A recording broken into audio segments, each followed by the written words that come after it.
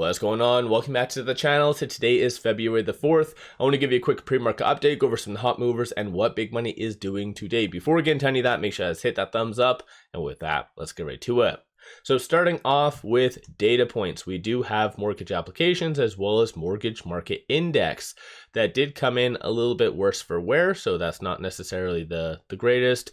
Similarly, ADP employment came in at 22 versus forecast of 35. The market's kind of inversely taking that as a positive, starting to really move higher. Aside from that though, we just have ISM services. And that's pretty much it for today. We did have that update at the tail end of yesterday about a potential shutdown concluding. So that there might be some further update to that later today. So that again could be a pretty good catalyst. But aside from that though, Dow is up 0.33, S&P up 0.23, NASDAQ is down slightly 0.14. Honestly, I was under the impression that today was just going to be a very red day, largely because of AMD earnings. And the market's been very fixated on earnings. And AMD, of course, one of the bigger names out there, they didn't really have that great of earnings. So who knows how today will play out, but we are somewhat seeing lower volume. So don't be surprised if we see some volatility first thing.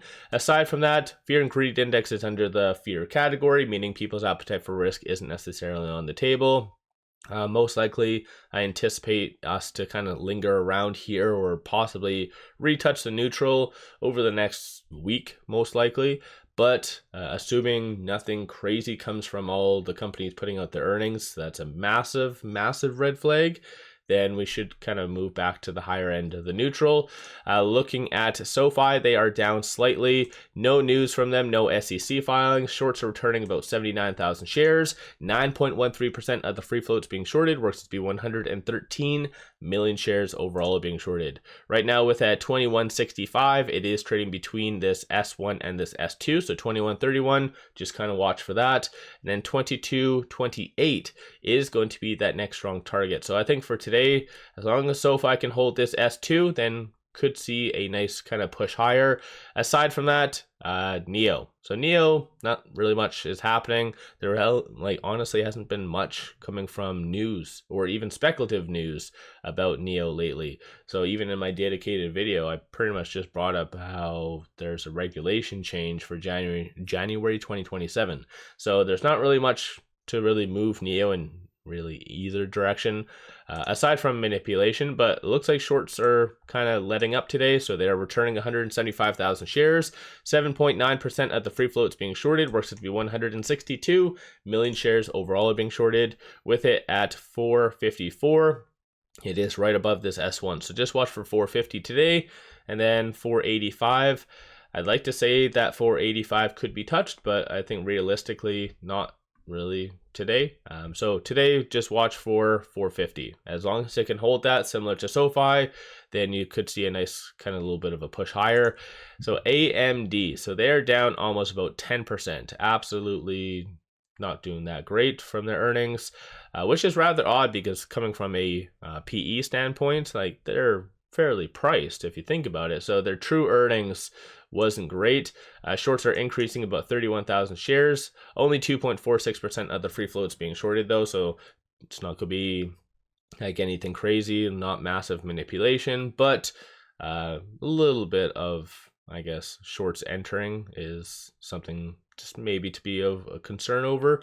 But interestingly enough, with AMD, normally you see this with some of the smaller stocks and so forth, but you have right now 39.75 million shares being shorted, but yet on loan 14.17. So I never really would have suspected AMD to have a naked shorting type of component to it, but you do. Keep in mind, a lot of naked shorting isn't always just pure manipulation. It could just be a leg through ETFs. Not really that common, but it has happened, of course. Right now with that 218, it is trading between this pivot and this S1. So 208 is going to be the next strong support.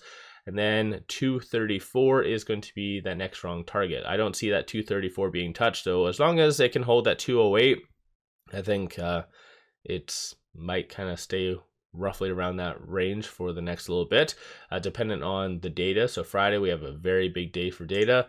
Enphase, this stock is a beast. And when it dipped down to that $25 range, I was saying on my Patreon that this is a buy. I bought a lot at that price. Anyone like saying that it was a sell is absolutely insane.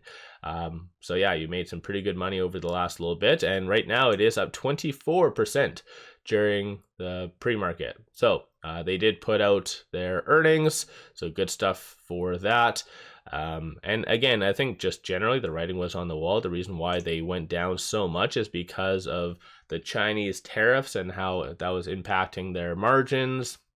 And they kind of downgraded this quarter's forecast. I think just they were playing it safe, and clearly that was accurate. So Enphase definitely is going to get a lot of attention today. Shorts are increasing about 32,000 shares, 22.94% of the free float is being shorted, works to be 29 million shares overall being shorted. With it at 46 and change, it is right below this R3. So 47.67 is going to be that key resistance point. Realistically, it could just briefly touch that, but I do feel throughout the trading day it'll settle right below that. If anything, there might be some consolidation to this R2 dependent on how the market is. So if the market turns somewhat bearish throughout the day, then anticipate this R2 to be touched. So 43.70. So that'll be the next strong support. Moving on, this stock is definitely very odd. So ticker FEED.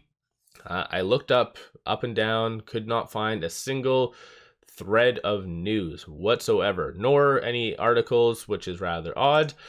So as you can kind of see, no recent SEC filings. There was a 8K on January the 30th. So as I've mentioned in the past, whenever you see a stock down like 95.72% over the last 1 year, just to be safe, all you want to do is pop over to dilutiontracker.com. Completely free.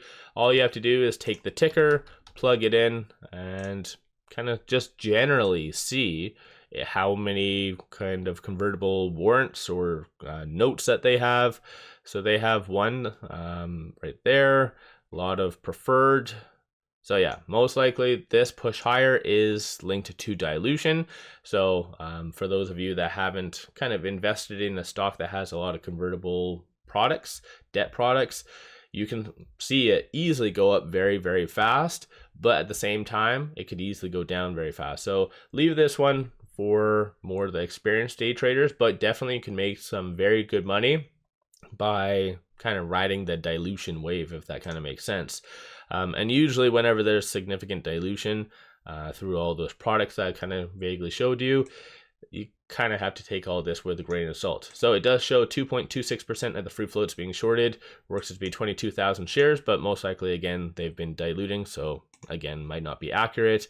With that 323 trading between this pivot and this S1. So 344 is going to be the next strong target / resistance, and then 149. So I don't see that 149 being touched today, but for today, just watch for that 344. But usually these types of movements don't really follow the technicals. So in general, just kind of trade accordingly with this one. So let me know your thoughts on these stocks. Don't forget to hit that thumbs up and subscribe. I always greatly appreciate that. One final thing, pop over to my Patreon if you're looking for some solid buy signals on stocks, options, crypto. Put out daily day trades, numerous swing trades. Worthwhile to pop over there and check that out. With all that, appreciate all of you watching.